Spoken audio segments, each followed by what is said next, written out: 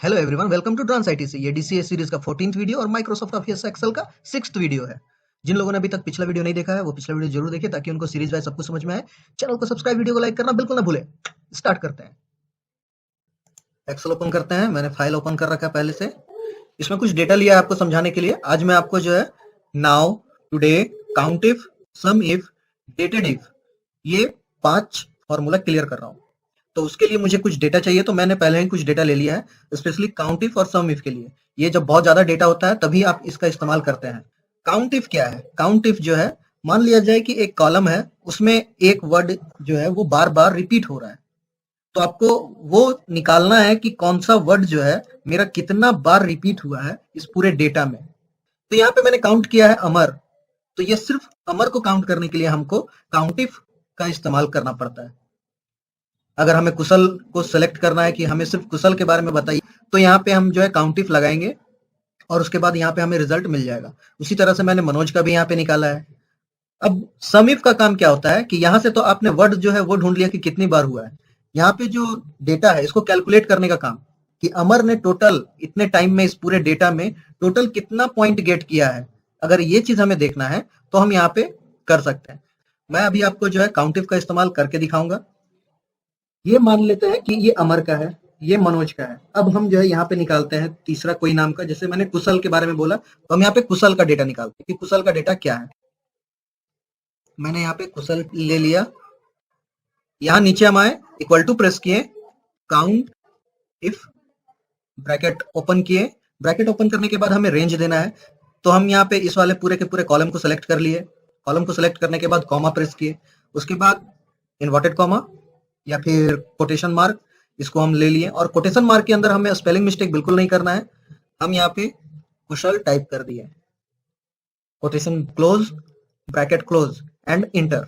तो ये दिखा रहा है कि कुशल हमारा जो है 49 टाइम जो है पॉइंट गेट किया है। अब हम देखते हैं कि इसका टोटल पॉइंट कितना है। तब हम कैसे निकालेंगे? सम इफ का इस्तेमाल करेंगे। यहाँ पे हमने क्या किया? काउंट इफ का इस्तेमाल किया। ठीक है, यहाँ पे हम सम इफ का इस्तेमाल कर रहे हैं। ठीक है, तो हम यहाँ पे इक्वल टू लिए, सम इफ लिए, ब्रैकेट ओपन किए, और उसके बाद हम क्या करेंगे, हमें क्या ढूंढना है, कहां से ढूंढना है वो रेंज, तो हमें इस रेंज से ढूंढना है। तो हमने ये पूरे कॉलम को सेलेक्ट कर लिया।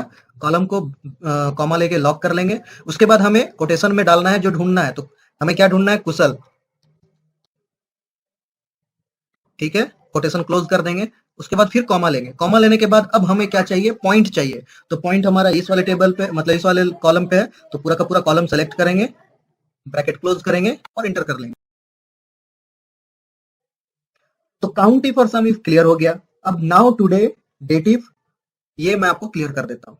नाउ का मतलब होता है कि जब आप नाउ का यूज कीजिएगा तो आपको करंट डेट और टाइम ये मिल जाएगा। साथ ही साथ जब आप नाउ का इस्तेमाल करते हैं तो करंट डेट एंड टाइम तो आपको मिलता ही है, लेकिन ये डेट एंड टाइम जो है ये आपका चलते रहता है।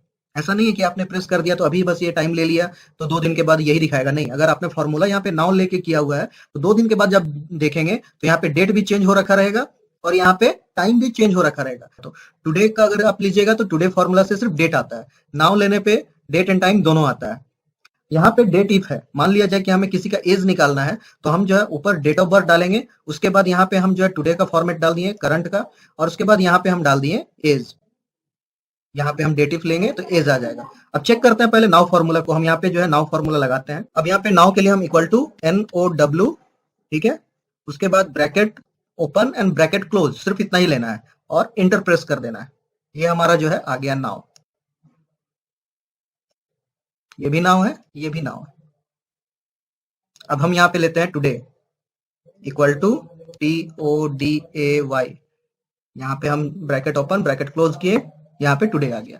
अभी यहाँ पे जो है टाइम नहीं बता रहा है। इसका रीजन क्या है कि इस वाले पूरे पेज में हम ऑलरेडी जो है टाइम एंड डेट ले चुके हैं। अब क्या करेंगे, हमें अगर इसे चेक करना है तो हम दूसरे सेल में या दूसरे फाइल में हम कर लेते हैं। एक नया फाइल लेते हैं जिसमें फॉर्मूला नहीं लगा हुआ है नाउ का, वहां पे हम चेक करते हैं। सेल को मैं बड़ा कर देता हूँ। यहाँ पे हम जो है इक्वल टू प्रेस करते हैं, NOW ब्रैकेट ओपन क्लोज। ये देखिए यहाँ पे जो है करंट डेट एंड टाइम। आप यहाँ पे करंट डेट एंड टाइम देखिए, ये यहाँ पे डेट है और ये यहाँ पे टाइम है। 1858 यहाँ पे आपको शो कर रहा है और यहाँ पे 658, यानी कि ये एग्जैक्ट टाइम और एग्जैक्ट डेट, जबकि ये ऑटोमेटिक अपडेट होते रहेगा यहाँ पे फॉर्मूला लगा हुआ है। तो अब आते हैं डेट इफ पे। तो डेट इफ हमें अगर लगाना है तो हमें एक ही कॉलम के अंदर स्टेप वाइज जो है पहले डेट ऑफ बर्थ और उसके बाद फिर हमें पुट करना है यहाँ पे करंट। तो हम यहाँ पे मान लेते हैं कि करंट डेट ऑफ बर्थ हम यहाँ पे किसी का पुट करते हैं, ठीक है। हम यहाँ पे डाल देते हैं एक डेट ऑफ बर्थ मान लिया जाए। आपको ये भी ध्यान रखना है कि इसमें जो फर्स्ट नंबर होता है, फर्स्ट डिजिट होता है, वो होता है मंथ, और उसके बाद जब हम स्लैश लेते हैं तो उसके बाद जो लिखते हैं वो होता है यहाँ पे डे, और उसके बाद एंड में हम लोग ईयर लिखते हैं। यानी कि ये फॉर्मूला क्या है, ये फॉर्मूला है पहले मंथ, ये हो गया मंथ, उसके बाद क्या हो गया, ये हो गया आपका डेट, उसके बाद क्या हो गया ईयर। तो इस फॉर्मेट में हम लोग लिखते हैं। अब इस फॉर्मेट में हम लोग लिख रहे हैं, तो अब इसी फॉर्मेट में हमको जो है डेट भी यहाँ पे डालना होगा। यहाँ पे हम डेट डाल देते हैं 3, ठीक है। डेट डाल देते हैं 23rd, ईयर डाल देते हैं 2000, और यहाँ पे हम क्या करेंगे, यहाँ पे हम सिंपली जो है इक्वल टू टाइप करेंगे और टुडे ले लेंगे। ये टुडे ले लिए हम, ये तो हो गया करंट डेट, ठीक है। अब हम यहाँ पे क्या करेंगे, यहाँ पे हम लगाएंगे डेट इफ, कि हमें चाहिए कि टोटल एज कितना हुआ। तो यहाँ पे आ गया टोटल एज, यहाँ पे डेटेड इफ लिए और ब्रैकेट ओपन किए, ब्रैकेट ओपन करने के बाद हम क्या करेंगे, हमें पहला सेल लेना है, उसके बाद हम दूसरा सेल लेंगे, और उसके बाद हम यहाँ पे कॉमा प्रेस करेंगे।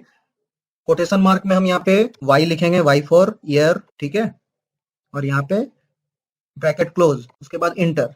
तो यहाँ पे ये जो है ईयर दिखा रहा है आपको कि यहाँ पे इस डेट ऑफ बर्थ से करंट डेट में इतना ईयर हुआ है। अब अगर हम इसको चेंज करते हैं, यहाँ पे हम कर देते हैं